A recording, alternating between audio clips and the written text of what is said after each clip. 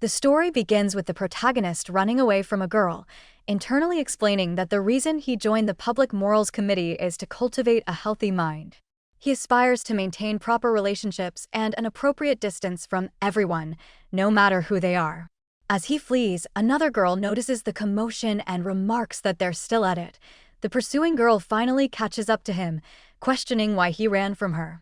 He responds with exasperation, asking why she insists on interfering with his goals. She ignores his complaint, instead reminding him that it's time for lunch. Producing a bento, she proudly declares that she prepared extra food today, so he should eat a lot. Reluctantly, he agrees, but immediately requests that she get off of him. Her response is one of genuine confusion as she questions if guys don't like being in such close proximity. He shoots back that it's impossible to eat while lying down. Misinterpreting his tone, she nervously asks if he's angry. With a deadpan expression, he confirms that he is and bluntly tells her that girls shouldn't jump on a guy's crotch like that. Her pout deepens as she accuses him of acting overly strict, like a stereotypical morals committee member. She insists it's no big deal since they're childhood friends. Calm but firm, he reminds her that he isn't acting, he is a member, and tells her she should develop a sense of embarrassment. Unfazed, she declares she has none because she is a succubus.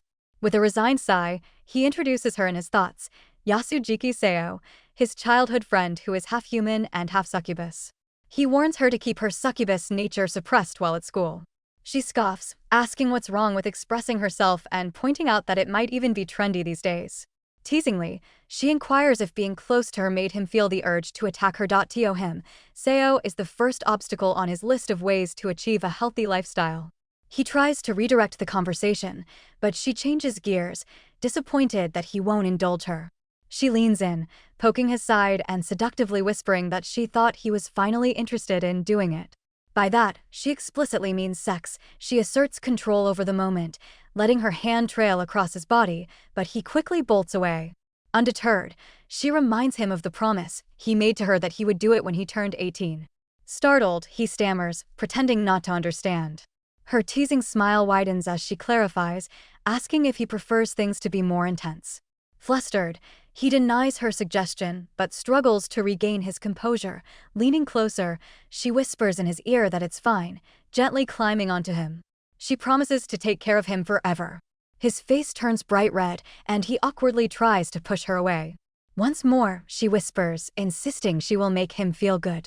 He snaps, begging her to stop whispering in his ear, but she persists, pouting as she questions whether he dislikes her advances. Seo explains, in a voice dripping with seduction, that there is no greater happiness than making love with someone they cherish. At his wit's end, he finally scolds her, saying she always imposes her own desires without considering his feelings. He urges her to stop projecting her values onto him. Her expression falters momentarily before she responds innocently, pointing out that she already takes care of him daily. She cooks his meals, wakes him up, and even checks his temperature while he sleeps. The last revelation stuns him into silence, his face frozen in disbelief. Snatching a book from her hand, he mutters that her behavior is creepy. He reiterates that they're only childhood friends and insists her actions are inappropriate. He orders her to stop following him around. Gloom shadows her face as she quietly accepts his words. Feeling guilty, he scratches his head and sighs, muttering that she's a real handful. Hesitantly, he returns the book and explains that he isn't rejecting her outright. Be it now or in the future, he values their relationship, but ignoring each other's boundaries is not the way forward. Before he can finish, her expression brightens with sudden understanding. He's baffled by her reaction, but she cheerfully declares it's unfair that she knows so much about him while he knows so little about her. Relieved she seems to grasp his point, he agrees, but her demeanor shifts back to playful seduction. In a sultry tone, she asks if he wants her to show him just how much she desires to make love with him.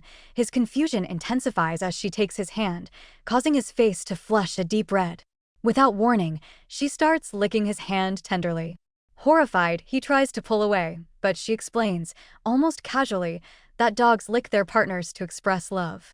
As she continues, his head grows heavy, and he wonders if this is some sort of succubus technique. Smiling mischievously, she adds that the quickest way to show love is, and she trails off, licking her lips suggestively.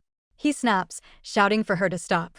Just as he raises his voice, the school bell rings. Disappointed, she notes his cute moan and teases that it's adorable, adding they'll continue this later. Exasperated and furious, he warns her never to touch him again. His thoughts spiral as he laments whether he'll ever manage to maintain a healthy relationship at school. Seo gazes at Sho with a sultry look, asking why he won't make love to her or love her. Her words fluster him, and he stammers, questioning why he would even consider such a thing. He reminds her that they're still children and that such actions aren't good or healthy. She brightens up, asking if it would be acceptable to do so once they're adults. Sho, exasperated, replies that her suggestion misses the point entirely. Undeterred, she leans closer, seductively proposing that he teach her his version of what's healthy. Her questions begin to flow rapidly, each more teasing than the last, leaving him bewildered and visibly flustered. She presses further, asking him which boundaries are safe, to which he hastily warns her not to be so reckless. With a pout, she insists she can't hold back anymore. Before he can respond, she climbs on top of him, her playful tone laced with mischief as she asks if he won't measure her healthiness. Sho panics, shouting at her to wait, but his yell jolts him awake. Gasping, he realizes it was all just a dream. Yet, the moment his mind begins to settle, his heart skips a beat as he notices Seo lying beside him. She greets him with a playful smile. Startled, he stares at her, demanding to know why she always barges into his room uninvited. She laughs lightly, reminding him that she's a succubus. Sho retorts that she's also half human, so such behavior isn't justified. Unfazed, she grins and clarifies that she didn't barge in uninvited, she had already obtained his mother's permission. He groans in frustration, commenting that she's managing his entire life, calling her a real demon. Ignoring his complaint, she records the time, 7:34 a.m., and he angrily tells her to stop documenting his life. With a blush, she explains that everything she does is for their future lovey-dovey milking sex. Sho stiffens, accusing her of planning to eat him in more ways than one. Seo dismisses his worry, assuring him that she'll handle everything for him until he turns 18. Switching topics, she asks if he has work this morning, mentioning none other than his duties with the Public Morals Committee. Startled, Sho nervously questions how she knows his schedule so well. She casually explains that proper sleep requires rhythm. He sleeps and wakes at consistent times, which helps him maintain a healthy lifestyle. Suspicious, he asks if she used some sort of aphrodisiac in his dreams. Smiling, she admits to it, asking if he enjoyed his lovey-dovey dream. Embarrassed, he snaps at her to stop giving him that knowing look and admonishes her for interfering with other people's dreams. She giggles, revealing that she only added a small touch of horniness and that the rest was all him. Leaning in, she sniffs him, her expression shifting into one of playful curiosity. She remarks that he haven't done it in 3 days. Sho, utterly baffled, demands clarification, and she explains that as a succubus, she can sense it from his scent. She insists that it's unhealthy to hold it in and encourages him to release it for the sake of their lovey-dovey sex. Sho's patience snaps, and he yells that her obsession with love and intimacy gives her a warped sense of entitlement, where she believes she can do anything she pleases. Seo innocently asks if she truly can't, to which he firmly responds that she absolutely cannot. Pointing at her, he declares that she can't use lovey-dovey as an excuse to invade his privacy. Still grinning, she cheekily inquires if he enjoyed the dream. Flustered, he counters that enjoyment isn't the issue. Frustrated, he nervously asks why she always assumes they'll end up doing something so intimate. Seo simply reminds him of the promise he made her. Sho fumbles for a rebuttal, but she presses on, insisting that love requires open expression. She declares that she's willing to do anything for him, because to her, that's what love means. Her declaration leaves him red-faced, stammering as he nervously compliments her. She asks if he is serious, her teasing tone returning, and asks if it means he will make love to her. Sho quickly waves her off, accusing her of manipulating him with the dream for her convenience. She looks puzzled for a moment, then smiles slyly. Confused, Sho demands to know what's on her mind. She asks cryptically if he saw her dream. He stares at her, baffled, trying to explain that her aphrodisiac influenced his thoughts.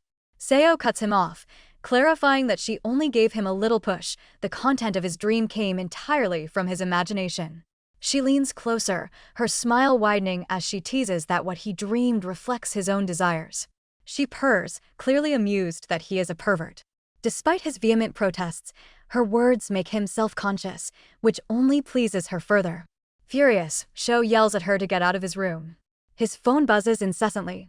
Meanwhile, in another location, a girl looks at her own phone, her expression dark. She mutters that he is ignoring her calls, and he sure is gutsy.